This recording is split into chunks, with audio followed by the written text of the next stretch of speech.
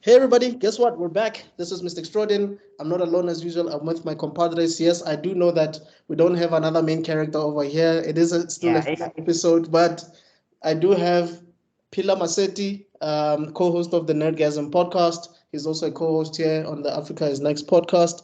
He has hot takes on a lot of things. Sizzling. He said something. He said something very profound. He says that he thinks. hey, I think. just a heads up. Awali did confirm for Friday, so we are on for Geek Heresy. So them hot takes, yeah, yeah. I mean, he said he thinks that it's a conspiracy, but he thinks that Will Smith Eddie Murphy was replaced by Will Smith. I mean, I'm pretty sure that there might be some truth to that. And we have Buckmeister Cool from Buckmeister Cool Reacts and MeisterGeek Media. So if you want to know about some geek heresy that he's just mentioned now, check out his channel because we're gonna be doing some wild stuff over there. It's gonna be heated. Sobo. He's currently in the Shadow Realm, but he's gonna be joining us. Tebelo is a host of He might actually be joining us now if we're lucky. yeah, and the co-host of Netgasm. So yeah, today we're gonna be talking. It's a two-part, I guess. We're gonna be talking about Blue-Eyed Samurai, and we're gonna be doing Pluto, but we're gonna be starting with Blue-Eyed Samurai. So from episode 3 until episode 8, basically. You know what's hilarious? We were also talking about another chick who hangs around water who's a hothead. And I'm just like, hey, actually. Actually, yeah. A lot of similarities. Mizu. No, I think maybe they'd be the best of homies. Good God. True. Yeah, that's true. That's true. This is another one that doesn't listen. Oh. What do you guys think? All right, just to go over this thing with the Blue-Eyed Samurai. One, again, I love the action in this. This action is right up my alley. It is Hollywood action. I'm realizing that the way they choreograph things I think the way they do like one-man army fights in anime is that they kind of have everybody attack at once, and then the main character moves too fast for anyone to react. I think that's kind of what they do. Whereas with Hollywood, it's always the guys at the back gotta just wait. Absolutely right. There's two fights that I can think of from the top of my head that you're talking about. One, Neji versus Naruto, tuning exams, where he's using the 68 palm or something. I don't know what. Yeah. And then 64 palm. Yes, and then another one. It's Sasuke versus Naruto when he was in hospital and Naruto did the Kageboshi no Jitsu. And dude just starts with Kadon. Man, that fight for me is one of the best fights ever in the show. But yeah, you're right. Anime sort of considers every character that's fighting, they take them into consideration. They're not just standing in there waiting for the main character to beat them up. No, they are attacking. Yeah. I mean, they sort of do something similar like that in a particular episode here. It's the episode. So we're going into the rest of spoiler territory for anybody who's watching this. But that episode where Mizu kills the deaf girl and tries to frame the guy or whatever, or she tries to frame it as this, and they figure it out immediately. Which for me, I felt like that was a bit lazy. I felt like it was a bit lazy story-wise because they were trying to set up tension, because I'm just like, they didn't actually show how they figured out anything. And from what we saw, Mizu was in and out like smoke. I don't understand how she got caught. Yeah, and didn't she kill like the witness, the guy who came? Yes. Who was hidden? Yeah. No, she killed him first because he discovered them. And then this blind girl, I don't know how. Which, I mean, that scene is kind of weird to me because I don't understand how this deaf girl or whatever communicated to Mizu that Mizu had to kill her. I was very confused. I was just like, Mizu, are you making this up in your mind? Because I don't think you speak sign language. Yeah. The lady, what was her name? Lady Ka what? I forget now. That I lady- know as the deaf girl. Sorry, Pilo, you were saying Adam. something? Oh, sorry. No, I was saying, I do remember slightly that. Remember after she kills the deaf geisha girl / slave girl, she basically tells one of the kids to basically go and tell the Lord that someone broke through or whatever. Oh, then yeah. the kid that she told is the one that snitches on her. So Oh. it does. So it does. Because remember when they're Oh, he standing snitched? outside? Yeah, he Oh, snitched. okay. So because that kid is Oh, okay. standing outside with the whole squad, and he's like pointing at her. It's very quick, but you're like, oh, okay, cool. But Oh, I do get I you. missed that. I missed that. Yeah. I'm like, okay, I don't know why. Anyway, I guess that's how that turn works. But anyway, so they get into this huge fight. I mean, there's a lot of plot armor in this fight. Good God. Woo. Yeah. Wow. No, Honestly I say it's plot armor for the rest of the show. Yeah, like I'm wondering, okay, were you guys given orders to just wait for her to try to figure out stuff, like to try to seal the door, to look at you guys from the other No, end? dog, there's a scene when she's in the door and they're all stabbing the door. And I'm like, ain't nobody gonna bend down and stab underneath. It makes, I mean, at some point it becomes very unrealistic. I understand it's action, but I was like, this show threw out realism a long time ago when she was doing the balancing act on the stone and backflipping to slice. But it is like, you guys are supposed to be trained warriors. Why are you making such dumb decisions? bruh. Yeah, makes no sense, dog. But I just wanted to, just going back to the deaf girl thing. I remember that lady who adopted her said, do this thing, whatever, it's like a, and she'll know what it means. She does it, the deaf girl is like, hey, yo, what? Am I supposed to? She does it again. That's the thing that I was confused on. I was like, Mizu, are you misreading this? Like, maybe that girl didn't want to die. She definitely didn't look like she had I'm ready to die eyes. No. It looked like she was like, oh, are you going to take me away now? That's what it looked like to me. I was just like, yo, what? She didn't trust her in the beginning. Like, if you were watching that, she was not, I mean, she doesn't trust easily. But I think eventually she started understanding that, okay, fine. Clearly, this person doesn't want to harm me. Also, don't you guys feel like it was weird? Sorry to cut you off, but don't you guys think it was weird because Mizu's basically been rolling around with a guy who has no hands. And he's been talking about how just because I'm disabled, I'm still a person. Just because I'm disabled, I'm still a person. So the moment someone's like, yo, she's disabled, kill her. I was expecting like no, I don't think we should. Maybe she should join the team. No, they didn't hire her to kill her. They hired her to get her out. I think what happened is Mizu realized that this is not going to end the way it's supposed to. So she thought the best option to get everybody, I mean, again, kids snitched or whatever, but I thought the idea that I got was she was like, if I can frame this as a murder, then that girl is no more a slave. She's dead, but she's no more a slave. And the geisha house is safe at this point. I think that's the reasoning. I hear you, but when I'm like, just to go back to that whole idea of she's been rolling around with this guy with no hands, I would have thought that she would have had a little bit of more, let's say, resistance or conversation about murking this girl. Even if it's not with her. But I'm saying, did Geisha House lady say that she must murk the girl? I didn't get that. I think the Geisha House lady did say kill her. She said go into the house, kill her. Yes, I agree with you. I also got that impression, especially when I got the impression that maybe she doesn't want to kill her. Yeah, I did get some of that. Yeah, when she's holding her and she like, you do see Mizu's like torn apart inside about this thing. Yes. But yeah, I mean, after she's torn apart for a minute, she just decides, okay. So I mean, just like how I missed the kid, I think you did also miss that she did show some sort of emotion of some sort. Yeah. But I get this. I think the thing is with this show, I think it does a lot with Mizu, but it doesn't take its time. Like, there's a thing where it feels a little bit rushed. At points. I agree. Because there's moments where she does a lot of introspection, and in your head you're like, ish, had I gotten more of this part from her.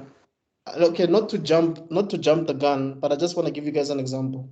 And I know you guys will probably give me reasoning behind it, but when she was burned, when she was creating the sword again, when she was naked with those markings, I felt like, okay, in as much as I get what they're trying to tell us, had I understood her a bit more, I would have felt something for that moment, But I didn't really feel much when I saw it.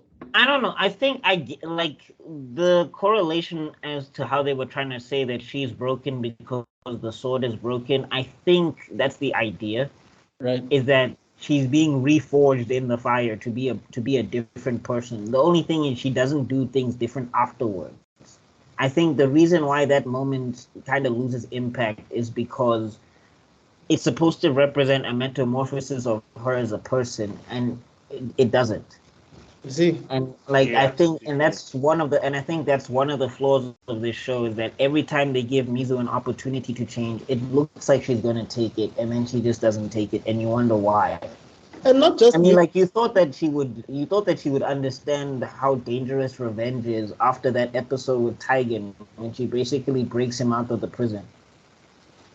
But she goes right, and also it's just like if dude with no hands was not there, y'all were dead. And I'm Yeah. like, you didn't think that through at all. And even the apprentice, like there are moments where okay, there's different like there's moments where he could have just stayed and he became a chef and learned from that other guy. There's a moment where he was with the blind what's this the blacksmith, the swordsmith, the guy. And he still left. So in my head I'm thinking, my man, like there's moments where you can actually grow as an individual, like go on your own No, I path. think the thing is though, is he's Jiminy Cricket to her Pinocchio. Yes, yes. Like if But I he he's get not has no there, character growth. I agree with Extraordinary though. He has zero character growth. Like he's the same person he like is I think the person who at the changes beginning and the end. is Taigen. yeah. Yeah. Well, no, and the lady, what's the lady's name again? Oh, Akemi. Yeah, Oh, Again. yo, did you guys notice something going on with her teeth in the animation? It Yeah, bothered that was so different. much. Remember they said that like women are supposed to be attractive when they have black teeth or something. You don't remember that. So she did that I deliberately. Like missed that. initially she had white teeth, but she deliberately got herself to have black teeth because she's oh yeah, I remember. as a bride or something, she had to have like black teeth. Oh, So okay. I think in that Well, story. I mean, also she didn't really interest me as a character, but every time I saw her with the black teeth, I was just like, I do not like any of this. I actually like her character growth, to be honest. I think she I went think it's. Mm. I don't think it was good though. I didn't. Her progression for me was not good because the thing is that she had been hating this destiny forever, and she'd been trying to manipulate it to get to this guy that she wanted. And then in the end, it's like she turns around and she's like, "Nah, I think I'm good with power." And I'm just like, yeah, I when get you it. had the opportunity to get this thing, you didn't want it at all. And I didn't see any real metamorphosis or change because it's like if you stay, like your whole thing was freedom, and if you stay this shogun's wife, you will not, yeah, like maybe you'll be able to manipulate it from the scenes, I guess, but I don't know. I think for me, the messaging was even if she can be someone's wife, there will be a lot of decisions that will be made for her. I mean, what her dad did, was a clear indication of, what could happen should she continue on this path. It doesn't matter who she's with; she's still gonna be someone whose decisions are made for her. Even the guy that she trusted the most. I mean, she felt like the guy betrayed her at a point, even though the guy, like the Alfred, I don't remember that guy's name. And then only to find out that no, he was always looking out for her, So I think she just wants to make her own decisions without people making decisions for her. And for But her, if she that, stays the shogun's wife, that's not going to happen. not necessarily, because what if the shogun just decides to do something that she doesn't agree with? And I think that's why she wants that power to herself. I mean, look at what she did with the Yeah, prostitute. but this is not a society where the wives get to like disagree and then they get to have like a back and forth about it. I agree with you. I think that's where, Her husband fits in there because he yeah, seemed like yes, he's a lot more timid or can yes, be manipulated in a yes, way. yes. I guess, Not but the like not the Shogun Shogun. Shogun is him and his wife. But like the son looks like he can be manipulated. Yes. I That's the guess, impression. but I'm just Yeah. like it's for me. It felt like it was weird because I was like, you hated being manipulated, then you turn into a manipulator, and like you're not going to be able to do this the way you want to because the whole thing is like I'm gonna speak like a church mouse, And it's like you're still gonna have to do that. That guy can be as shy as he wants, but if the shogun, if the son ever feels like he's being disrespected, that's GG's for you. You know, they're sort of trying to play her as this strategist of note. You know, just like how they made her convince a guy to, like, you know, help himself and stuff like that, like instead of actually sleeping with him and stuff. So it's like you can see like this foreshadowing of her being this smart individual who can get away with things. I guess. But anyway, I didn't. I didn't really get drawn to her as a character. Honestly, I was looking for Taigen and Mizu. I was just happy that she got character development because it's basically just her and Taigen. Yeah. And the fact that they at least did something, I was pleased with. Yeah, I get that. I mean, the thing is with Mizu, I like her as a character a lot. I just think that the story doesn't give her room to grow. Like what's there is good, but it's flat. I agree. Oh, he made it! Yeah. Oh. Hey guys, it's Goku. Hi. Yeah. Oh, I have the wrong background, I think. No. So I mean, we're still gonna talk about Pluto. This is just the first half where we talk about Blue-Eyed Samurai. I need a Goku moment, guys. I need to come in late. Kakarot. Oh yeah, you're the only one that didn't have a Goku moment. But I just want to say something quick. I think I agree with you, Buckmeister. You see, if Mizu was maybe like in an actual anime from Japan, Mizu probably could have been one of the most iconic characters in all of anime. I think the thing is that the one of the failings of the show, and I don't think this is particular to anime or particular to Western media. I just think one of the failings, because I've seen this in anime too. There's characters that go in circles. A perfect example of this was an anime I was recently watching. I think it's called. It has something to do with vampires. I can't remember the name of it now. Seraph of the End. There we go. Okay. Seraph of the End. I was reading it, and like the main character in Seraph of the End, the more you read the manga, the more frustrating that character gets because he's just stuck in a cycle and a loop. Right. All the agency he had in the beginning of the story is gone, and he's just this psychopath of a kid that's prepared to destroy the whole world to save his friends, which doesn't make any sense. And he's forgiving people who have wronged him left and right. And and I know the show's trying to communicate, or the manga's trying to communicate, that the character is mentally broken, but it's just frustrating to be caught in this loop that I got the point by the third chapter. You don't need to. By the third chapter into this arc, I understand where the character is. You need to change it now. You need to do something else. So, right. But with Mizu here, I think the thing is that one of the failings is that they give her a constant opportunity to change. She says she's going to change, and then they regress her again. And it's just like, I understand that for the first 4 times you do it, but if we're on the 5th, 6th, 7th, 8th time you're doing it now, it's losing its potency. I get you, because she doesn't even grow for the worse. Like, she stays exactly the same. Like, there's nothing she does, like, even like killing the deaf geisha girl, or I don't know. I'm trying to think of anything she does where I'm like, wow, she really crossed the line and this changed her character for but the I'm worse. saying, I think but that's the all thing the is same. that they wanted to create, they're trying to create an anti-hero. No, there is a line that she's gonna cross, or that she's not going to cross. I think they're heavily implying it on they heavily implied it on the last episode where she, quote unquote, is gonna spare the annoying white man so he can go attack the other annoying white man. We must also talk about him, but one of the episodes I love though, which was and it solidified why I like Mizu a lot. I like her.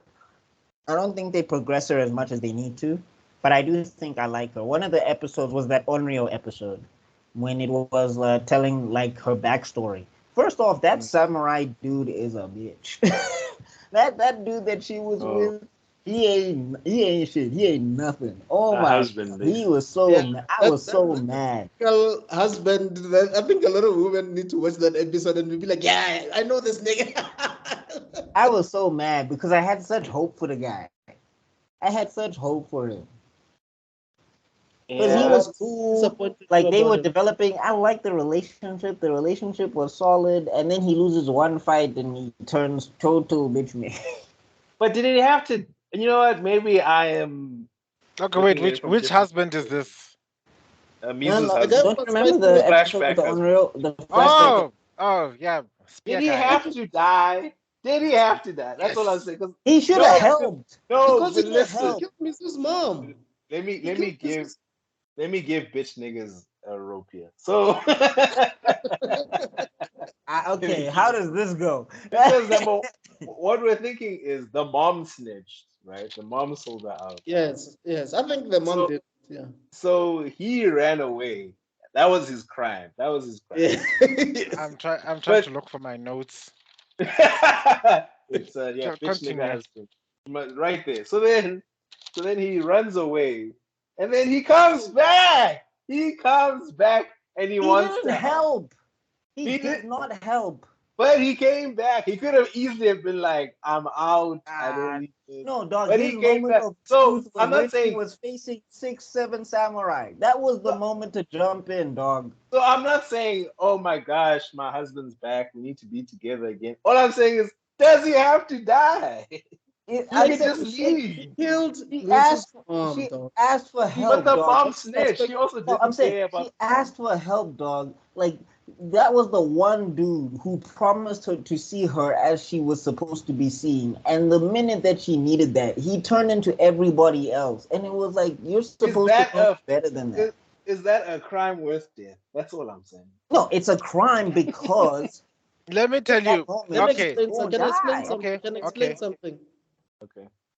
Can I explain something quickly? Yeah. This is how I saw it, right? Okay. Yeah, he was a bitch nigga, and then he came back. I agree with you. I don't think that was, reason for him to die and whatever. Ne? And he apologized. I get that. But I think he died because he killed Mizu's mom. Despite what Mizu's mom did, it's still Mizu's mom. So Mizu was probably thinking, yes, I know my mom was wilding, but you shouldn't have killed her because I'm gonna kill you. I think that's what happened there. Yeah. Fair Mm, enough. No, it felt I'm like going she was to. done with both of them. I think it felt like she was done with all of it. Yeah, I but she think was not gonna kill them until the guy killed the mom first. I wanted to add to that, rather to add a little bit more credence to what Backmaster is saying in this context. Her Oh, decision, but they were busy wrestling. While they're busy wrestling in the background, she was actually beginning to walk away. Mm. yes, That symbol for, and then when he killed her and then she killed him, in exactly. it was symbolic to her deciding to cut off any ounce of what remains of her humanity. She Mm. wasn't necessarily Because just the killing. whole Oh, thing is that She him wasn't. turning She on wasn't her. necessarily just punishing him for killing her mom and stuff like that. There may be evidence for that, and I won't discount that. But I'm trying to just say, for me, the more pertinent thing, she was basically pulling an Anakin with the younglings. She's killing the last remnants of her humanity at that moment. Anything that's gonna keep her from the path of vengeance right now is something to hold her back, and she will not tolerate it anymore. She was purging she was purging what kindness was the left in her, and it was symbolized in the only man that ever saw her for her. no, you've sold me. That was I think you got Yeah, no, that's I yeah, see it. that makes sense. That makes She Yeah, sense. was he basically he should have getting just said it first. she was getting her Sharingan, a Mangeku Sharingan. Yeah, I get it. Yes, Yeah, yeah. because the other thing is right when he turned on her, that was her whole childhood all over again. That was every Japanese person looking, and like that was the one guy who promised her who gave her the hope that she was different to him. Pella, she almost gave up her warrior life. Yeah. She almost gave up her warrior life for this dude. She put on the makeup and everything. She was not Hmm. going to go for vengeance or anything. She was just going to be this man's wife and call Well, it a day. she was trying to learn how to Because cook. this guy, I'm She was saying, trying like, because this guy was giving She be her something. He was giving her something. Like he took her horse yeah. riding. You True. know, she like She became the was Makoti. trying to be the daughter that the mom wanted her to be, Yeah, basically. She was she became the proper Makoti. And like, I need to be a proper Makoti for my man. I need to learn yeah. how. cook. My man can protect me. I am on with my husband, and then jiggy Because jiggy. that was also character development. Like I think that was one of the things that solidified it because it was a significant change. She went from vengeful samurai to somebody who was prepared to settle down, and then she got hella disappointed and she had to regret. Like that was one of the times when the regression was actually pertinent to the story, which is And why I it's feel like, one of my favorite yeah, episodes. Which I know is a common thing that pushes the narrative because I find it like a cop-out writing in some cases because it feels like no, she has to be because people will be mean to her and then look, she tried to be a good person, but then nothing happens and nothing comes out from being a good person. But for me, it always feels like yeah, shit happens in life. People that you're supposed to be kind, people you are supposed to kind to turn out to turn out turn out to be assholes at some point in their lives. Every single person you care about is going to come around and disappoint you in one way or another. And your decisions then to throw away every single aspect of good in yourself for the sake of these people so that you hate your entire life and you have to be cursed in this vengeance lifestyle just because bitch ass nigga ain't shit. You could have gotten another bitch ass man. I mean, really. no, I get you. I think I But think I think the I thing don't is want though, is that one is that was set up by her mom, quote Yeah. unquote. So Mizu was doing it for her mom first. Like it yeah, wasn't because of him. He yes. only turned out to be a somewhat decent man in this, because hey, outside of Taigen, it's slim pickings. Even Taigen is question mark. It's questionable. I think the only decent man is the blind No, guy. he's Obviously, he's it's not not. he's not that questionable. He starts out questionable, but he's not that questionable. Not really compared to everybody else. And the But chef. yeah, and the chef. But I'm saying like yeah, so she was doing it for her first. Then that guy turned out to be somewhat decent. Then they actually get to the point where she's prepared to actually show him who she really is. And he encourages it. And then when he's winning, it's all great. When she kicks it up a notch and breaks the dress, then now the nigga mad. And it's just like, but why? And I think and the thing is, she regresses because it dredges up everything that she thought she buried or everything that she thought she was going to bury. Like she wasn't in it to get a man. It wasn't about getting a man per se. Like Mizu is, and it's a frustrating character trait because she refuses to be happy because she's like, if I don't get my vengeance, and it's like I don't think you need it. I think you'd be fine. I But think no, she's constantly trying to find something to live for, because I guess her life doesn't really have much meaning without that. If you really think about it, like if she doesn't go out seeking vengeance, what else is there to do for her? I mean, everybody sees her as a demon. Nobody wants to hang around yeah, her. but like to Develo's point and like why that Unreal episode was like really impactful to the story and why the story needed Just a it. second and take this call. No, not a problem. But like to Develo's point and why the story needed it was because that guy, in a sense, before he turned his back on her, taught her to see herself as something else. Mm. She didn't need vengeance until that happened. Like there was a point where she was good. Yeah, Everything was good. She was sleeping again. I don't know She, if it was just me. Sorry, but yeah. I don't know if it was No, go just ahead. me, but like compared to other vengeance stories or revenge stories, I felt like her revenge was not that, what's the word, like urgent or necessary. Because I don't know why when I was watching this, I kept thinking Kill Bill, Kill Bill, Kill Bill, Kill Bill, right? And they'll even make a few references to Kill Bill throughout this. But I'm like, when they show the bride get shot in the head and all that stuff, then I was like, damn girl, you deserve your revenge. And like, the Vaseline guy and all that stuff. I was like, you know what? These people deserve to die. Vaseline That's how, guy? oh, sorry, I was referencing a Kill Bill character. You know I'm Buck and I like to fuck that guy. Oh, oh, oh. No, say less. I heard you. Yeah, No. so kill him. You know what I mean? Those moments of yes, kill him. And I didn't have that yet because like even like when she's going around murking people and stuff, I'm like, if you had just lived your life, it's not like these people are after you anymore. I feel like you are forcing the issue. Yeah. But you know what I mean? Like, I don't know if it was just me. Maybe I was just like, bro, No, No, I I get mean, it. yes, but I get why she's forcing the issue. She's obviously forcing the issue. Like it's obvious. it's evident. Like Yeah. because it's like she has way too many options right now to hide if she wants to. But I get why she's forcing the issue because it's just like they call that like this is it. This is everything they made me.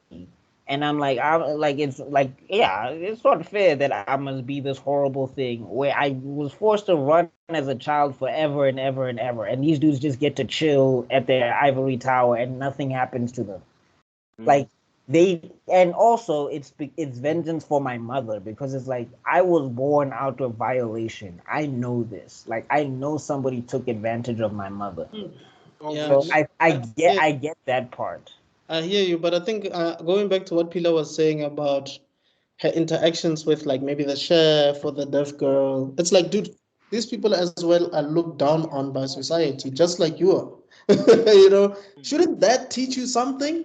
I do get that obviously there are different reasons behind them looking down on. I mean, she's seen as a demon, where else these ones are still seen as Asians despite their disabilities. But at the end of the day, they're treated differently. So in my head, I'm thinking, shouldn't this be a lesson to you? Like, shouldn't you just realize that there are people who are also looked down on that you can just relate to and just be with instead of just seeking this aimless thing that you're trying to. Yeah, but I mean, it's the whole it's part of the violation thing. Like like one, it was like I didn't ask to be born, and two, y'all killed my mother after violating her. Like it's not like nothing can happen.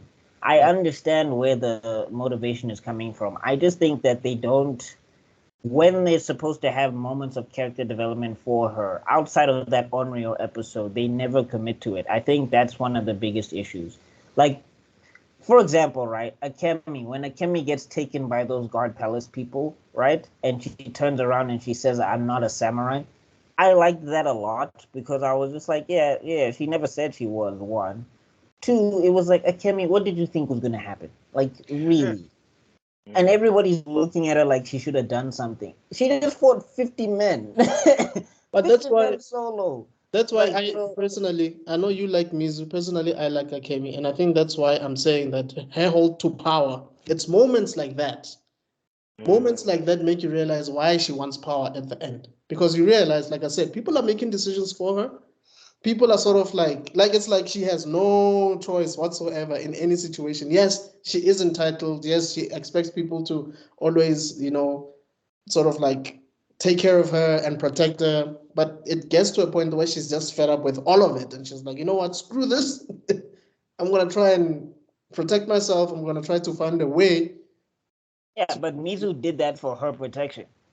No, I agree with you. But, I mean, look, her weakness is that she's ungrateful. She's entitled. She's spoiled. I'm talking about Akemi, not Mizu.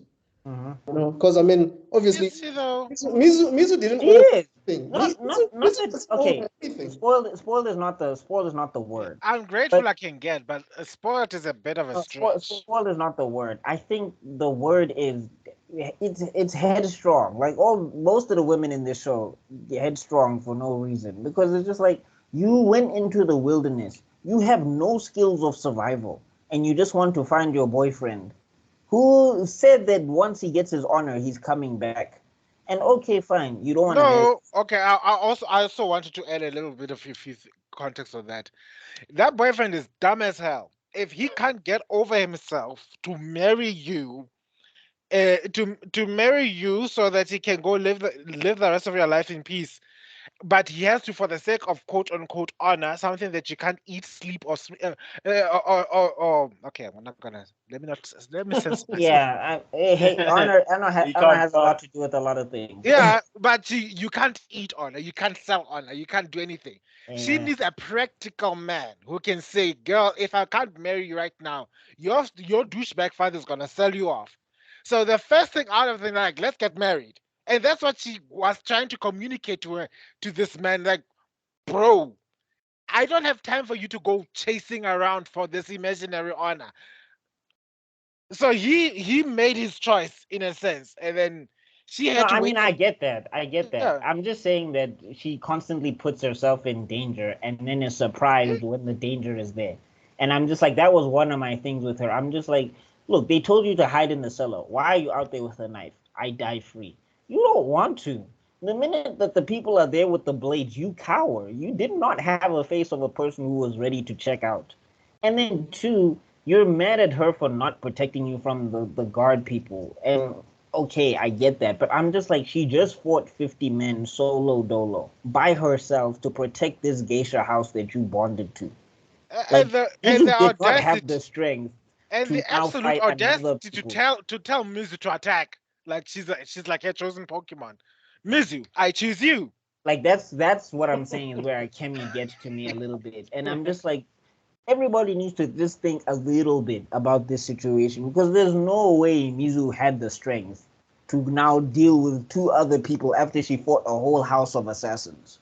But anyway, Even if she did, the absolute audacity to think that she would just listen to you for the sake of listening to you.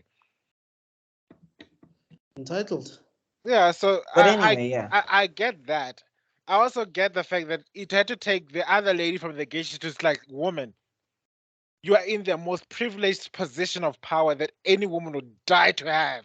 And here you are complaining. We came and slept our way throughout all this town, all the villages in town to come see this princess, and it turns out to be you. And here you are, all pouty face and say, "Oh no, I'm marrying what? Do you have you learned nothing?" Can I ask you guys something? What are your thoughts on, which I think is probably the standout episode in terms of animation, when she gets into the tower and she's, fighting everybody, and I think that we even get is it zombie monkeys? Yeah, yeah. She was hot. The animation was so dope though. I do love the animation of that episode. I think all of it is striking and everything. It does get a little bit video gamey, I guess, because she has to fight her way It up the seems like tower. what's that Prince of Persia? Where, where the walls Yeah, Yeah. Sands of Time, Sands of Time. Sands of Time, yes. Yeah. And like the other thing is she's terrible. Like this show can't decide whether Mizu is a ninja or not. That's confusing to me because she's great at sneaking until she isn't. Yeah. And also, I feel like they also stole a bit from Cowboy Bebop. I don't know if you guys are familiar with that episode where Spike had to save Faye Valentine from Vicious. That whole thing of jumping from the window and all of that. That's Cowboy Bebop, bro. Yeah. I mean, yeah, I like that bit, and I like that she prioritized saving Taigen over trying to get vengeance. I thought that was a really good moment as well. But then the problem is the next episode she goes right back to who she was before, and it was What happened to your leg? Like, okay, all of a sudden you're healed. That made no sense. Hashtag boosts are off the charts. Look, after she backflipped off the rock to cut somebody in half, I accepted that Mizu is superhuman. I stopped questioning anything. She beat the four greatest assassins of all time, and she backflipped Caucasian ancestors.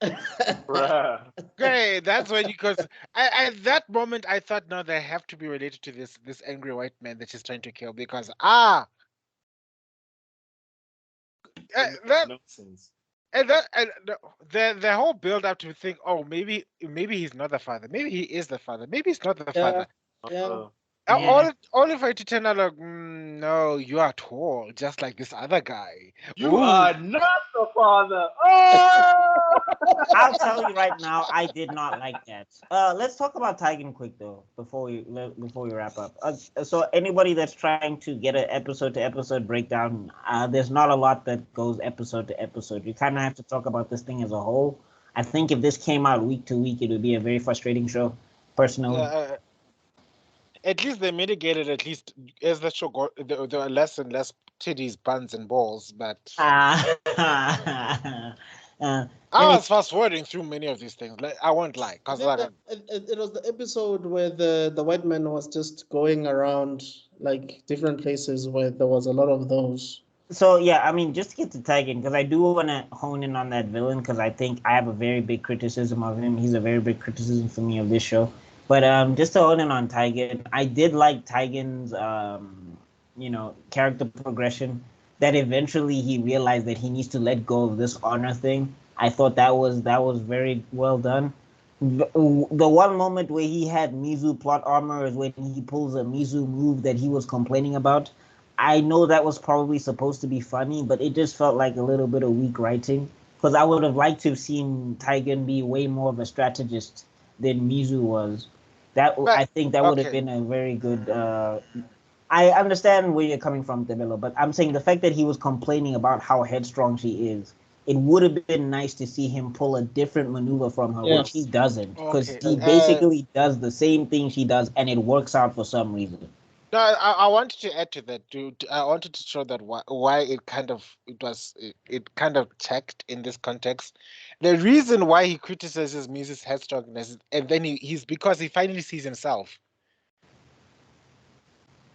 Because but everything that he faulted Mizu on is like something that he embodied to the nth degree. It's just that Mizu was taking things to extremes, and then he says, "Oh wow!" Then it's like he clicks. It's like, "Oh, is this me? Is this me all the time? Am I this stupid?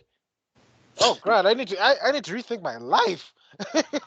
Yeah, I mean, I get that, but I'm just saying, like, the fact that he was just like, she's arrogant, she's headstrong, she would probably just charge head on into 50. And I'm just like, he's supposed to be like samurai trained in the battle tactics. Like, he was a traditional, like, strategist trained samurai. I would have liked to have seen, like, I would have liked to have him have that moment of realization there with the hand. I'm saying, if I was writing it, I would have liked to have seen him have that realization that you're talking about with the armless dude, and say that, while Mizu does this, we're gonna try something else. And also some things that you need to highlight. Remember this, for all intents and purposes, it's a European presentation of what they thought Japanese culture was.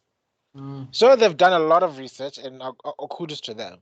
And from that, and more often than not, the samurai mindset is always headstrong, charge into battle, think about consequences later.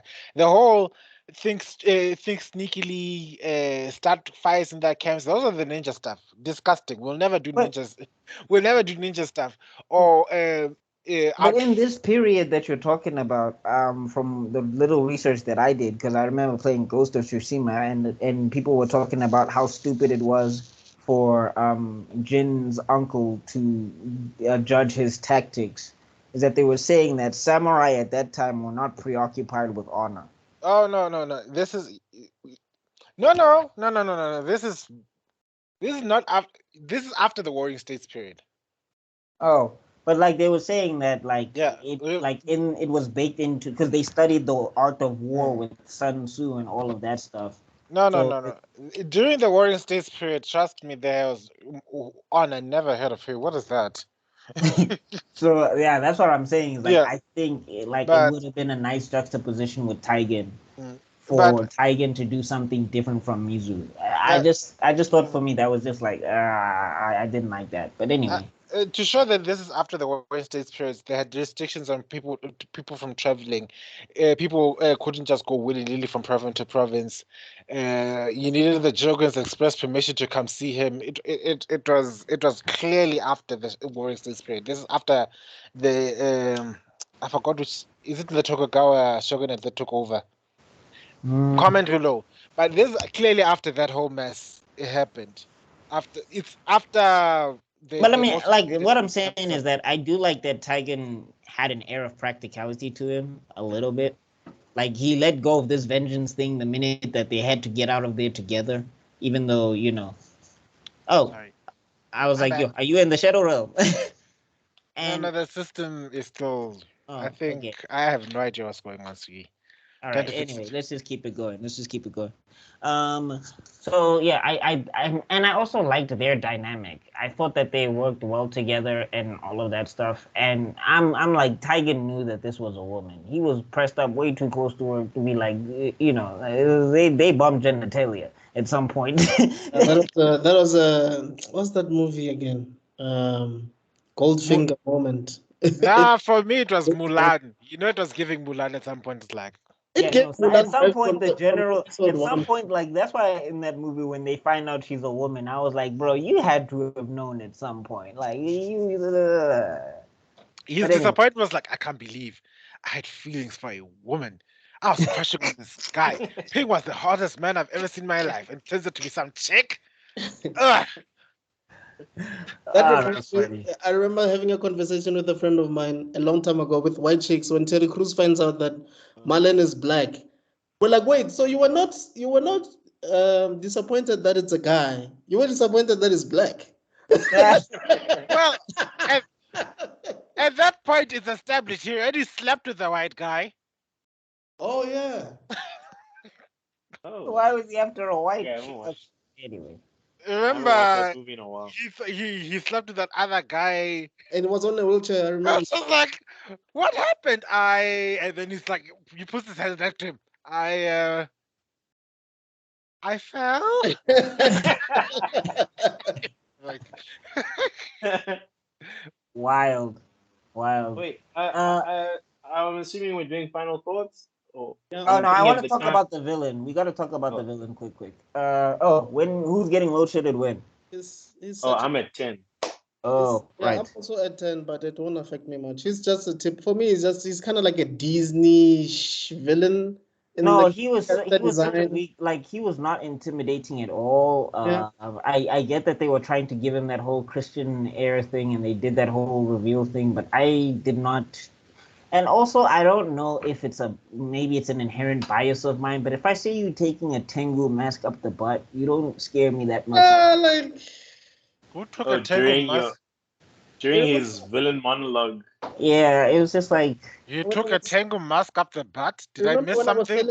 when I was you telling probably you fast forwarded through it. it was an episode where he was traveling around, Mm. and there was a moment where he was talking to this other guy, and yeah, it is revealed that some lady was using a mask. Tell you can finish. Yeah.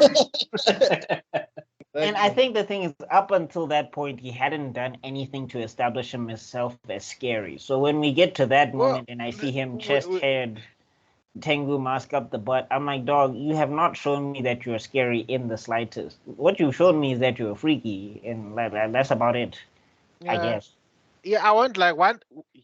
The thing you get about him is that he's a practical, he's nonchalant, he is obscenely overconfident, and yeah, sure, there are elements that show he is skilled with a blade. For what reason, I have no idea.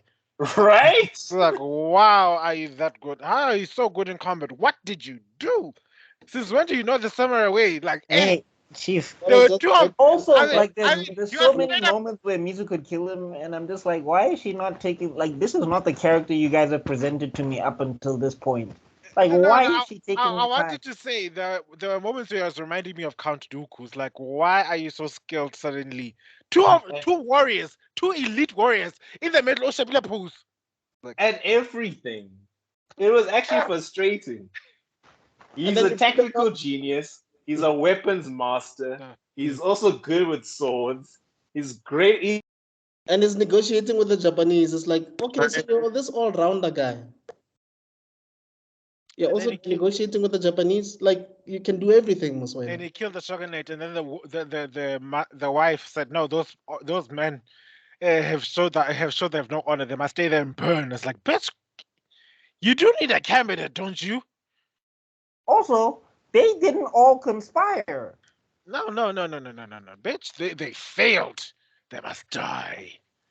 This is the way. And I think they noticed that. I think that's why they sort of like alluded to like season 2, because they realized, okay, he ain't the main villain. Like, there's no way this. Yeah, but like, there's no like. I think that's one of my things that I'm just like, they can't stretch this out. I'm not gonna watch season 2. I don't care if it comes out. You're gonna watch it without me. I'm so sorry. I do not have the energy. I don't have any more energy. This is your Ahsoka. You're checking out. I am done. Yeah, because to me, it seems like what's gonna happen is he's gonna turn from villain to ally. Then he's gonna be like an anti-hero, and she's gonna have to be facing people from Then London. it's going to be the Lost Princess arc basically. It's going to be she's going to go into London, then she's going to be hated in London for totally different reasons. Because here she was hated for being So it's blue-eyed. like Then she's going to be hated for being yeah. Japanese, and then she's going to be like she doesn't fit anywhere. And then obviously, the samurai boy is gonna realize, oh, my bae has gone across the seas. I'm gonna go after my beloved. It's going to like, my love, I've come to rescue you. I don't know how many times we've seen such stories. Ugh. But we'll see So, how it goes. Like, I'm just saying, I think they should have Oh, closed it out this season. I think they You- should have closed it out this season, and then if they wanted to do a And- season 2, have the white people just go to Japan and declare war and call it a day. and trust me, since I know it's Netflix, I know what's going to happen. Season 2, mid-season 3 cancelled. Yeah. Yeah, So- I just think that they should have kept it to, like, they should have just said that. Well, of course okay, they should have. like, they could have just done the thing where, like, she killed the dude, and then it's like the other two white dudes are like, he got killed. He was supposed to be untouchable. Who is Yeah. this person? Who did what? They're messing with our network, and then they just go after her that way. Yeah. And then Also- she's living a peaceful life on the island, and then she has to do it John Wick style, where they take her out of retirement. That would have been much better than her going to London. Also, don't they keep alluding that there were 4 white guys, and then she keeps saying there's only 3 because I killed the other one. Who is the other guy that we never get to see?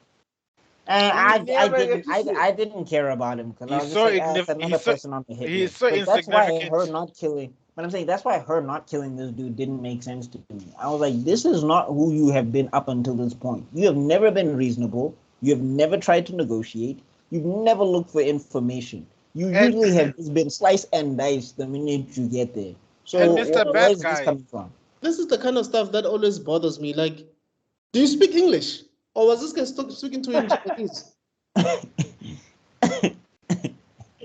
Like, Yeah. like, were you speaking Japanese with this guy? Was this guy speaking Japanese to everybody? I'm guessing so. Okay. Hey man, it is what it is. Anyway, He's the evil Batman. He knows all the languages. He knows all the martial arts. He's the evil Batman. guys, let's So stay- he was praying in Japanese when he was in the chapel and was telling God like it's going to make people gonna worship help you. him or whatever. I don't know. It's soapy logic, dog. Everybody speaks different languages and soapies, and they all understand each other. That's true. Okay, that- guys, let's share final thoughts quickly because I want us to get Yeah, again, great concept, possible iconic character, but you guys didn't flesh it out enough. Looks great, but you guys didn't flesh out this character enough, or the world enough, I Yeah. think. Yeah. And also taking her to London, bad idea. I would retcon that immediately and just have her kill the dude in his cellar and go back to Japan. to. Okay. Peter? Okay. Yeah. Oh, I was gonna say some good moments of writing and fleshing out. Unfortunately, not distributed to all the characters. Great visual fight scenes, even if they are a tad bit unrealistic. The hook is not strong enough for more than a season 1. No disrespect, and that's where I stand with the show. My thoughts simple. Look, it's not a nothing burger, but it's not worth it's not worth the 8 hours I'd give for season 2. Sure, there are some historically relevant moments, like the fire that happened in Kyoto is a historical event, by the way. People don't know that Kyoto did burn down to the ground. It did happen, which led to which was basically like the countdown sequence to the Meiji Restoration. We'll talk about that in another time, maybe when you're talking about Kenshin. But apart from that, it's respectful to the Japanese culture. People were busy dyeing their teeth. Women are doing strange things to themselves. It was a hard knock life for both genders. But apart from that, it didn't pull me. I can't say I was. I was intrigued. You know, it's thoroughly forgettable in my mind. Come at me, it's fine. Yeah, I share everybody's sentiment. I think it could have been done a lot better. There is something good there. I think that's why it was even greenlit. But it just feels like it lacks a bit of authentic storytelling in some aspects. It effed up the landing. It lacks a lot of follow through, I think. I Yeah. think they set up a lot of things just to drop them. And it's Yeah. like that's always frustrating when a story does that. Yeah. Like the reason why the Unreal episode stuck out in my mind so much, because that was the first time we saw Mizu in a different light from where we had seen her up until that point, and then they did follow through on that, and then they actually show why she reverted backwards. I think they needed to do more of that throughout the series. Right. Anyway, yeah. Those are our thoughts, guys. Please let us know your thoughts in the description down below, and thank you so much for checking this out. All right, now we're gonna be doing Pluto. See you guys in the next videos. Cool. Cheers. Bye. Bye. Bye.